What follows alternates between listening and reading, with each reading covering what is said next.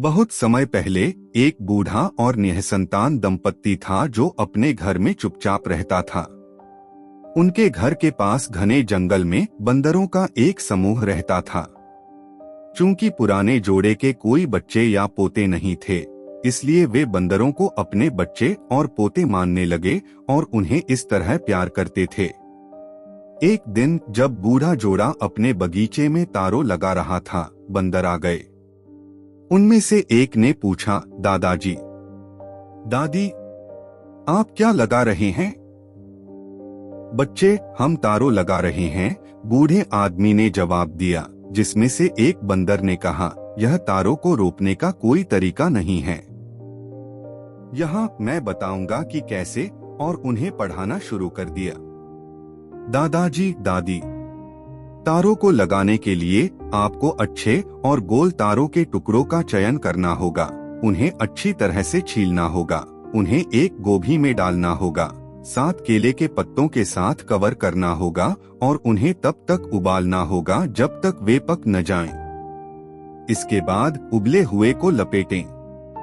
केले के पत्तों में तारों का टुकड़ा और उन्हें स्ट्रिंग्स के साथ मजबूती से बांध दें ताकि वे खुल न जाएं।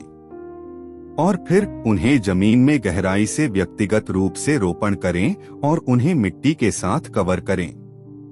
कल सुबह आप देखेंगे वे इस प्रकार होंगे, आपके कंधे जितना लंबा।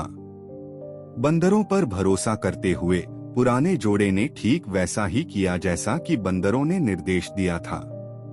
उन्होंने तारों के सबसे बड़े टुकड़ों को चुना, उन्हें अच्छी तरह से छील लिया, उन्हें उबला, उन्हें केले के पत्तों में अलग से लपेट दिया और उन्हें जमीन में एक एक करके लगाया और उन्हें मिट्टी से ढक दिया। फिर रात में बंदर आए। उन्होंने जमीन से लगाए गए तारों को खोदकर खा लिया।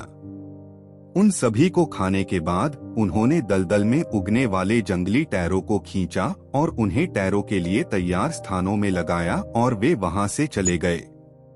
सुबह आ गई। बूढ़ी औरत ने दरवाजा खोला और जब उसने देखा कि कल रात उन्होंने जो टैरो लगाया था वह उसके कंधों जितना लंबा था, उसे अपनी आंखों पर विश्वास नहीं हो रहा था। अपने सोते हुए पति को जगाते हुए उसने कहा, हे दादाजी, उठो और देखो कि क्या तुम्हें अपनी आंखों पर विश्वास है। कल हमने जो टैरो लगाया था वह हमारे कंधों जितना ऊंचा था।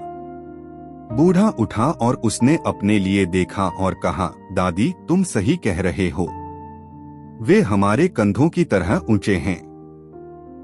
उन्होंने जो बताया वह सच है। तो दादी, हमें खाना बनाना है और देखना है कि यह कैसा स्वाद है। बुढ़िया ने एक जंगली तारों को निकाला और उसे पकाने के लिए रसोई के अंदर चली गई। बूढ़े ने स्नान किया और दोपहर का भोजन करने के लिए तैयार हो गया।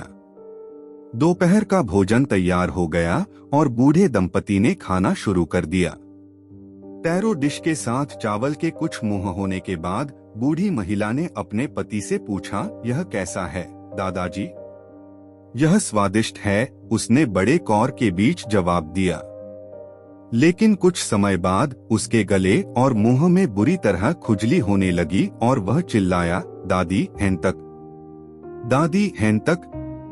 हेंतक मछली के पेस्ट से बना एक मसाला है जो जंगली तारों से होने वाली जलन को ठीक कर सकता है। बुढ़िया ने कुछ हेंक निकाला और बूढ़े को दे दिया। इसे खाने के बाद खुजली बंद हो गई। यह देखने के लिए कि क्या बूढ़ा आदमी जो कह रहा था वह सच था, बूढ़ी औरत ने पकवान के 2 बड़े मुंह भी खा लिए। वह भी जलन बर्दाश्त नहीं कर सकी और चिल्लाई, दादाजी, हेंतक, दादाजी, हेंतक। बूढ़े ने उसे कुछ दिया और फिर जलन बंद हो गई। उन्हें यह जानकर गुस्सा आया कि बंदरों ने उनके साथ छल किया और बदला लेने के लिए चर्चा करने लगे। दादी, मैं अंदर लेट जाऊंगा और मेरे ऊपर कफन डालूंगा और मैं मृत होने का नाटक करूंगा। तुम बहुत जोर से रोना बंदरों को सुनने के लिए। जब वे पूछने आए कि क्या हुआ था, तो उन्हें बताओ कि मैं खाने के बाद और उनसे मेरे शरीर को बाहर आंगन में लाने के लिए कहो। जब वे अंदर आएंगे तो मैं उनमें से जीवित दिन के उजाले को निकाल दूंगा। योजना बनाने के बाद बूढ़ी औरत बाहर आंगन में चली गई और घूमने लगी। ओ तुम दयालु आत्मा हो, तारों खाने के बाद आपकी मृत्यु हो गई, कद्दू खाकर लौट आओ। वृद्ध महिला की आहट सुनकर बंदर आ गए और पूछा, दादी आप इस तरह क्यों रो रही हैं?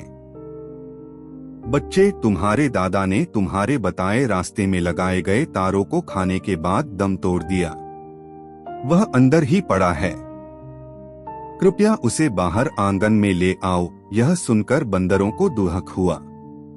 वे बूढ़े आदमी को बाहर लाने के लिए एक एक करके अंदर गए। इस पर वह बूढ़ा व्यक्ति जो मृत होने का नाटक कर रहा था कूद गया, पास में पड़ी एक बड़ी छड़ी को उठाया और बंदरों को काले और नीले रंग से पीटना शुरू कर दिया। वे अपने जीवन के लिए दौड़े। बूढ़े जोड़े ने फिर चर्चा की, बंदर निश्चित रूप से फिर से वापस आएंगे, हमें कहाँ छिपना चाहिए। उन्होंने बांस की शेल्फ को छिपाने का फैसला किया। बंदर आ गए क्योंकि पुराने जोड़े को डर था। वे घर में घुस गए और तलाशी लेने लगे।